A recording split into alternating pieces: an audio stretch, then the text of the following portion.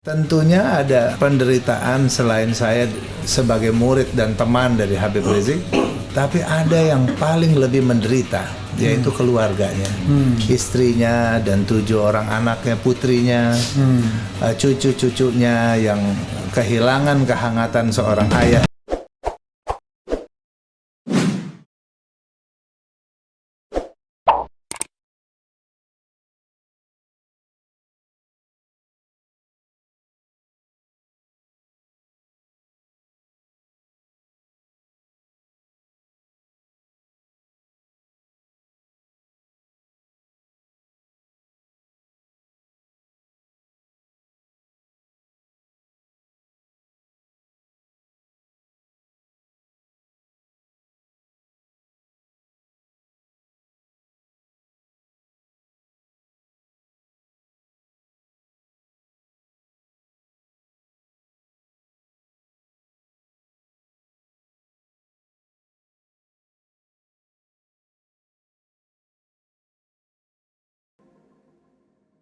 Saya sebagai anak bangsa melalui forum RH Channel yang cadas ini, keren cadas, saya berharap agar apa yang kami sampaikan saat ini bisa bermanfaat buat diri saya, bisa bermanfaat buat siapapun yang menyaksikan ini, dan tentunya saya juga berharap ini semua sebagai satu jalan untuk memperbagus sejarah bangsa ini.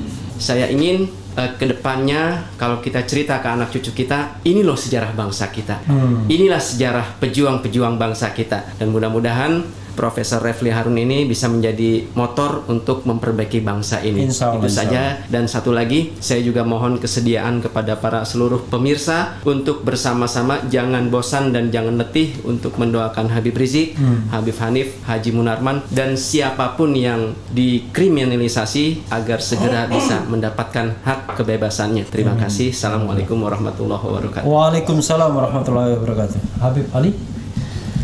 Bismillahirrahmanirrahim.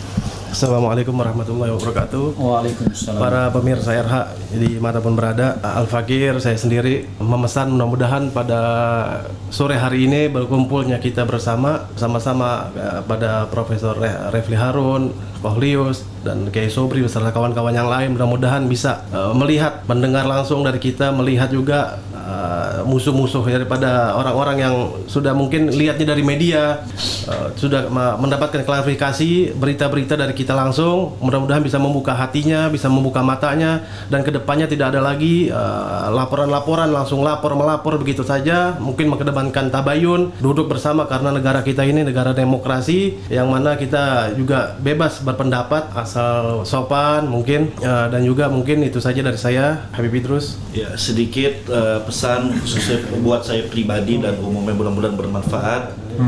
Kita ingatkan di sini sebagaimana Allah katakan dalam Al-Qur'anul Karim, innallaha ya'muru bil adli wal ihsan. Sesungguhnya Allah memerintahkan kepada kalian untuk berbuat adil dan berbuat baik. Yang menarik, adil dulu didahulukan.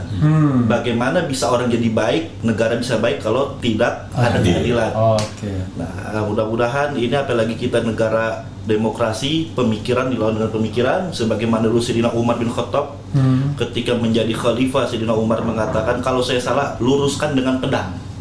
Artinya apa? Ditegur, tegur sekalian. Cuman beda, tegur kan masing-masing itu berbeda pendapat, ya oke lah. Dan yang terakhir, mudah-mudahan insya Allah negara kita ke depan bisa sama-sama menegakkan keadilan, berdemokrasi dengan sehat, sebagaimana Bang Refli saya sering tonton, pemikiran lawan pemikiran. Ya, artinya pemikiran-pemikiran, jangan ada pemikiran jangan mentang-mentang lagi kuasa terus dengan seenaknya. Dan sebagai closing, saya ingat di mitos Yunani, Aristoteles, karena saya di filsafat.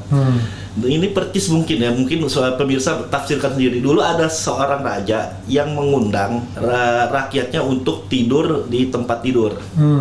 Ya, ini kalau seandainya kakinya melewati tempat tidur, kakinya dipotong. Tapi kalau kakinya belum sampai tempat tidur, ditarik supaya paksain. Artinya apa? Ada pemaksaan. Tafsirkan sendiri. Mudah-mudahan insya Allah Indonesia mendapatkan pemimpin yang adil, yang berkah. Amin. Itu saja. Ustadz Sobri atau Kohlius dulu? Saya cukup. Oh cukup. Oke, Ustadz Sobri. Ya, Bismillahirrahmanirrahim. Pada penutupan yang ingin saya sampaikan adalah bahwasannya ada penghargaan yang disampaikan, yang dimotori oleh Kohlius Sungkarisma ini, sahabat saya, ini adalah patut diapresiasi, dan patut didukung, dan kita semuanya bangga gitu ya.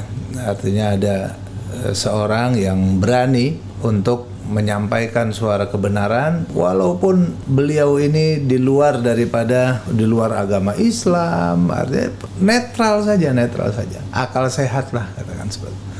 Nah, ini kita sangat apresiasi, terima kasih. Akan tetapi Bung Refli dan Bung Lius, nampaknya yang penderitaan ataupun kita selama di penjara, saya 8 bulan dengan teman-teman, kemudian Habib Hanif juga masih di dalam, dan Habib Rizik masih di dalam, divonis 2 tahun lagi dalam kasus rumah sakit Umi yang seharusnya nggak jelas lah ini salahnya apa sebenarnya gitu ya. Kok bisa sampai ada vonis 2 tahun seperti itu?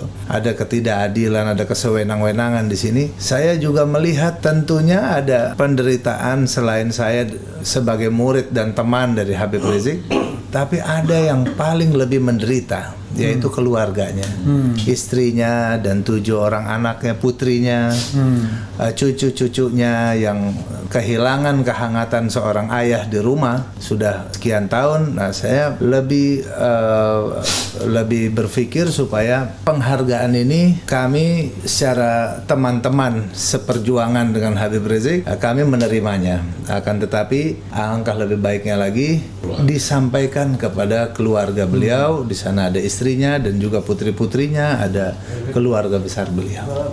Nah, itu bukan berarti kita menolak, kita menerimanya. Iya. Tapi alangkah baiknya lagi. Nah, di sana ada yang lebih patut untuk bisa menerimanya dan bisa langsung menyampaikannya kepada Habib Rizik Syihab. Saya yang terakhir tadi menguatkan apa yang disampaikan oleh Ustadz Haris, supaya tidak putus dalam mendoakan. Saya mengingatkan juga, tolong sampaikan lagi ya, kita doakan juga. Alangkah baiknya bagi yang punya kemampuan, doa-doa mungkin sudah doa orang beriman tuh nggak ada yang nggak diijabah, semua diijabah. Cuman cara-caranya ijabah Tuhan ini beda-beda. Ada yang langsung doa sekarang langsung 100%, ada yang ditunda nanti menjadi tabungan di akhirat. Ada juga yang dengan cara itu bukan kebutuhan prinsip, tapi bisa jadi dia dengan cara Allah ijabahnya itu dengan menghindari musibah-musibah lebih besar lain yang dihapus.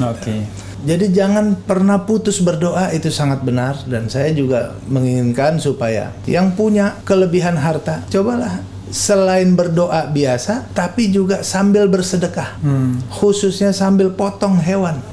Kalau zaman udah fitnah seperti ini, sudah banyak fitnah, orang benar dibilang salah, orang salah dibilang benar, pendusta dibilang benar, orang yang benar dibilang pendusta. Sudah sewaktunya saat sekarang ini, coba yang punya rezeki ya, setiap hari Jumat sembelih kambing atau sapi atau apa saja dengan niat, ya Allah, pahalanya ini untuk kemenangan pejuang-pejuangmu, khususnya Habib Rizik. Coba sembelih, bismillah, Allahu Akbar, potong, masak, kasih makan orang.